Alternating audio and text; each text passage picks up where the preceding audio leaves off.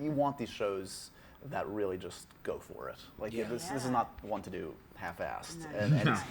We whole Absolutely ass not. everything. We That's a good way to explain the We show. whole ass. Yeah, full ass. Explain the Full boys. ass. Well, we whole Full ass. ass go for it. 100% total full ass.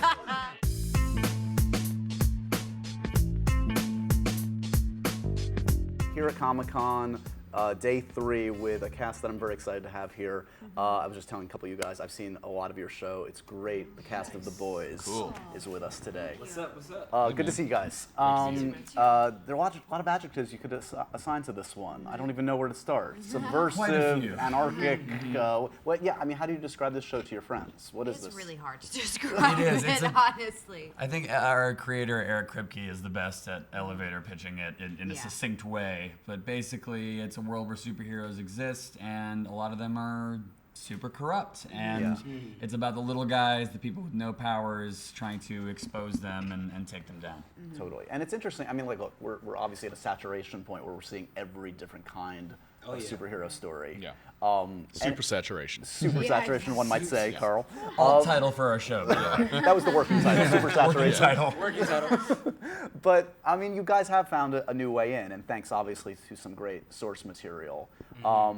Who on the couch here had any knowledge of source material? Is it all new to all of you guys, or what? I was aware of it. I remember seeing the comic in a store up on Sunset in Hollywood a few years back on the way to a meeting, and was intrigued by it. But I didn't feel compelled to go out and, get into it. But it wasn't until years later when, I heard that they were pulling it together, and then I started seeing the cast that they were assembling for it, and then I got sent the script, and it was just ballistic. It was it would have taken a big man me to turn it down. It had to be in it.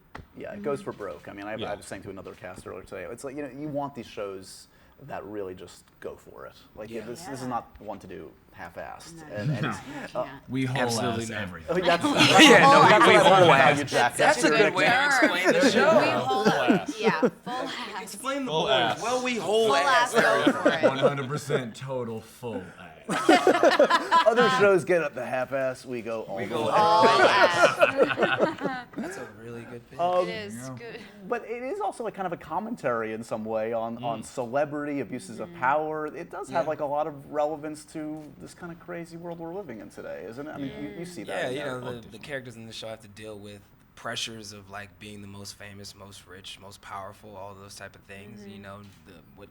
How do they handle that kind of responsibility, the decisions they make with, the influences that they have, temptation, and, all these things that they have to like deal with just like regular people do. They just so happen to be super enabled. Yeah, and Aaron and Jesse, you guys get to, I don't know if it's an honor or a weird distinction, but you get to get some superhero costumes. It's Yeah. amazing. The rite of It's so much passage. fun. I feel like half my job is done for me as soon as I put that costume on. It just That's makes true. me feel like the role. It's amazing. Yeah, it does half Yeah. the work. You're like, okay, I got this now. It's cool because some jobs you require a little bit of more prep work when you get onto set, and that is like I put that costume on and I feel it. Like I feel like I step into her, and it's cool. And then also like, gosh, just to see the to witness firsthand the process of like it took 6 months for them to build those suits.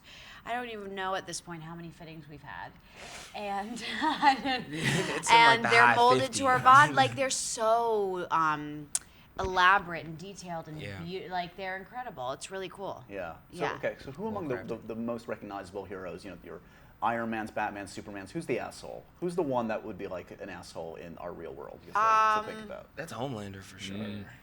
No, I'm But saying you mean actually. like I'm the saying- mainstream Yeah. Of the that we non-boys know? canon. Let's say- Oh, let's I say mean, the I feel like official the Marvel movies- Hulk. I mean, Right.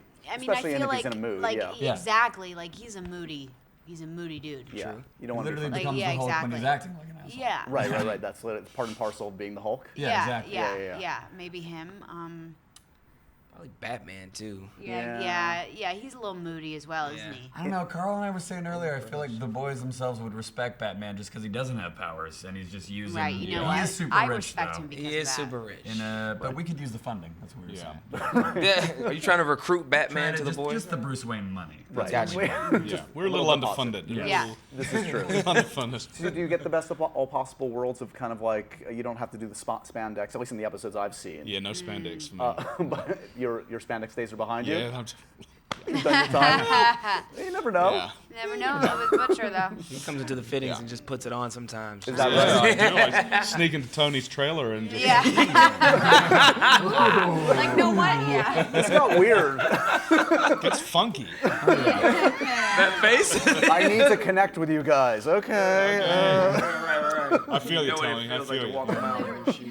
What about the luxury of? I was just talking to you guys. I mean, no one, outside of press has seen any of these episodes, but you're already shooting the Season second 2. season. That's You awesome. know what's so wonderful that firstly that Amazon has the confidence in this, but also for the audience to know that if they invest the time and energy in this show, Yeah. that there's going to be a reward. There's going to be more, and it's just such a wonderful position to be in. We couldn't be more grateful to not Amazon, and more delighted for the fans. Totally.